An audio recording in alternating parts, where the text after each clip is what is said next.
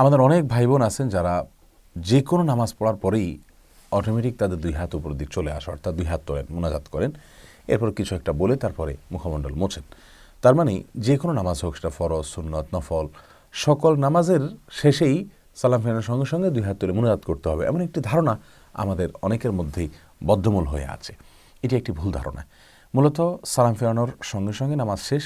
নামাজের পরে ফরজ নামাজ হলে বিভিন্ন রকমের জিকির, দোয়া বসে বসে পড়ার কথা নবী আলাইহিস সালাম থেকে বর্ণিত হয়েছে, সাহাবাদের থেকে বর্ণিত হয়েছে।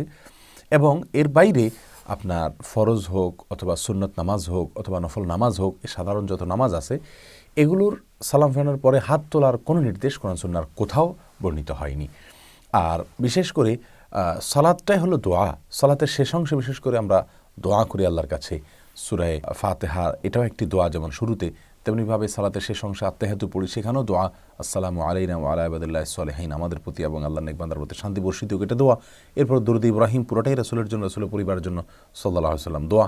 এবং তারপরে দোয়ায়ে মাসুরা দোয়া, সেখানে কিন্তু বুখারীর বর্ণনা, মুসলিমের বর্ণনা, নবী সাল্লাল্লাহু আলাইহি ওয়াসাল্লাম বলেছেন সুম্মা ইখতার মিনাদ দুআই মাশা, এরপরে আত্তাহিয়াতুর পরে এবং দরুদের পরে সে যে কোনো দোয়া আল্লাহর কাছে করতে পারে। তার মানে সালাম ফেরানোর আগের মুহূর্তটা দোয়ার মুহূর্ত। অতএব সালামের পরে আর হাত তুলে একেবারে সালাম ফেরানোর সঙ্গে সঙ্গে হাত তুলতে হবে, হাত তুলে দোয়া করতে হবে এমন কোনো কথা নেই। হ্যাঁ, বিভিন্ন দোয়া সালামের পরে, বিভিন্ন সালাতের পরে বর্ণিত হয়েছে, সেগুলো পড়া যেতে পারে। কিন্তু সালাম ফেরানোর সঙ্গে সঙ্গে হাত তুলে দোয়া করা, এটাকে যদি আমরা জরুরি মনে করি, এটাকে সুন্নাহ মনে করি, মুস্তাহাব মনে করি এবং সব নামাজের শেষে এইভাবে করতে থাকি, তাহলে এটা বেদাত বলে পরিগণিত হবে। বিধায় এটা আমাদের সংশোধন করা উচিত। অনেক ভাইদেরকে মসজিদে বিভিন্ন জায়গাতে নামাজের সময় দেখা যায় যে সালাম ফিরাইছেন, সঙ্গে সঙ্গে দুই হাত তুলেছেন, তার মানে সালাম ফেরানো শেষ, এখন দুই হাত তুলে দোয়া করতে হবে না।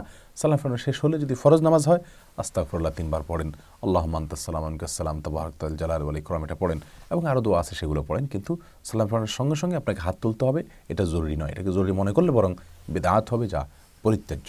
আল্লাহ তাআলা সংশোধন করার তৌফিক দান করুন।